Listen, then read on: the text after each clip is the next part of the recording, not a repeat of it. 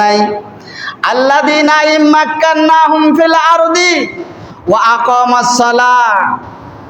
যদি দেখো পার্লামেন্টে সর্বপ্রথম ক্ষমতার চেয়ারে বসেই এক নাম্বার যে আইন পাশ করবে ও আকামাস সালাহ, সেটা হবে সালাত প্রতিষ্ঠা। এক নাম্বার কাজ হলো সালাত প্রতিষ্ঠা। সালাত প্রতিষ্ঠা মানে সালাত পড়া, সালাত কায়েম করা, সালাত প্রতিষ্ঠা করা। সালাত পড়া মানে আপনি সালাত পড়ছেন, আপনি আদায় করছেন, এটা সালাত পড়া। সালাত কায়েম করা মানে আপনার পরিবারে 10 জন লোক আছে প্রাপ্তবয়স্ক, যাদের উপরে সালাত ফরজ হয়েছে, সকলেই সালাত আদায় করা, সকলেই সালাত পড়া, এর নাম হচ্ছে সালাত কায়েম করা।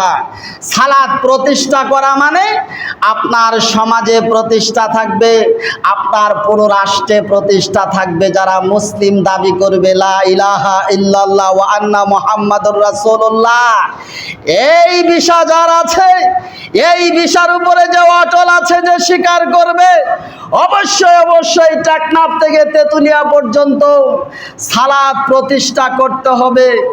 এবার বলুন তো, সালাত প্রতিষ্ঠা করতে হবে এটা কিভাবে সম্ভব? ও আমারু বিল মারুফ, আমারু শব্দ থেকে বলা হয়েছে আদেশ করা। আমারু আদেশ করো। আদেশ করো বলতে আমি শুধু এতটুকুই পারবো, আমি এই সমাজের খতিব, আমি এই সমাজের ইমাম, আমি এতটুকু বলতে পারবো আপনাদেরকে, আপনারা সালাত আদায় করেন, আপনাদেরকে সালাত আদায় করতেই হবে। আমার আয়ত্ত হচ্ছে এই সমাজ ভিত্তিক, আমার কথা পুরো বাংলাদেশ চলবে না। আমি আমার সমাজের দায়িত্ব আমি এতটুকু বলতে পারবো, এই সমাজের মধ্যে যদি আমি ইমাম, যদি এই পবিত্র জায়গায় বসে, পবিত্র জায়গায় দাঁড়িয়ে যদি আমি বলতে না পারি, তাহলে কাল কিয়ামতের দিন আল্লাহর কাঠগড়ায় আমাকে দাঁড়াতে হবে। আমি সব সময় এই চিন্তা করি যাতে আমার কোনো জবাবদিহি আল্লাহর কাঠগড়ায় দাঁড়িয়ে না করতে হয়। আমি নিজেকে নিয়ে আমি সব সময় ব্যস্ত থাকি, আমি যেন কোনো প্রশ্নের সম্মুখীন আল্লাহর দরবারে না হই। সম্মানিত উপস্থিতি, এই জন্য বলার চেষ্টা করি, যদি এই পবিত্র জায়গায় দাঁড়িয়ে হক কথা যদি বলা না যায়, তাহলে কারণ বাজারে গিয়ে কলা বিক্রি করা অনেক ভালো। সম্মানিত উপস্থিতি, আমি যেটা বলতে চাচ্ছি, আল্লাযীনা ইম্মাক্কান্নাহুম ফিল আরদি ওয়া আকামাস সালাহ, ওয়া আকামাস সালাহ, সালাত প্রতিষ্ঠা করো। কোথা থেকে? সালাত প্রতিষ্ঠা করতে হবে যারা নীতিবাচক, যারা ন্যায়পরায়ণ, যারা অনুগত্যশীল, যারা যেই চেয়ারের মধ্যে বসে আছে, যারা আমজাম দেয় বাংলাদেশের 8টা বিভাগ। বুঝতে পারেননি? যাদের কথা গ্রহণযোগ্য হবে, যাদের কথার মূল্যায়ন হবে, তাদেরকেই বলা হয়েছে আমারও তোমরা আদেশ করো, সালাত প্রতিষ্ঠা করো আদেশের মাধ্যমে।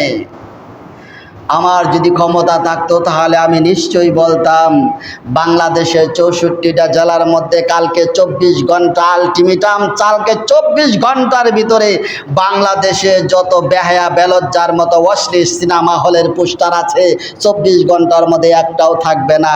কিন্তু আমার কথা গ্রহণযোগ্য হবে না, যাদের কথা গ্রহণযোগ্য হবে তাদেরকে বলতে হবে, আর না হয় কাল কিয়ামতের দিন তাদেরকে কাঠগড়ায় দাঁড়িয়ে আল্লাহর কাছে জবাব দিতে হবে, এতে কোনো সন্দেহ নেই।